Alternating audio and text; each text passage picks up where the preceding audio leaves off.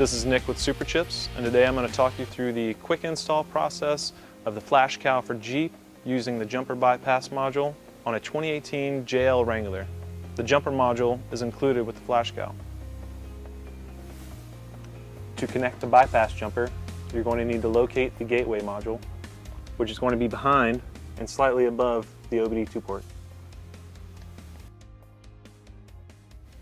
You will need to remove the two connectors from the gateway module, and for these there's just a clip toward the front of the Jeep that you're going to press in and pull the connector down one at a time. Now that we've removed the connectors from the gateway module, we're ready to install the bypass connector. As you can see, the connectors are two different sizes and will only fit into the bypass module one way. We're just going to line those up, press in each connector until it locks in.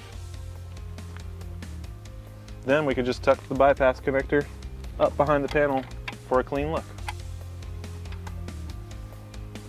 Now with the bypass jumper attached and tucked away, you're ready to take advantage of the Flashcal for Jeep, the easiest calibration tool on the market today.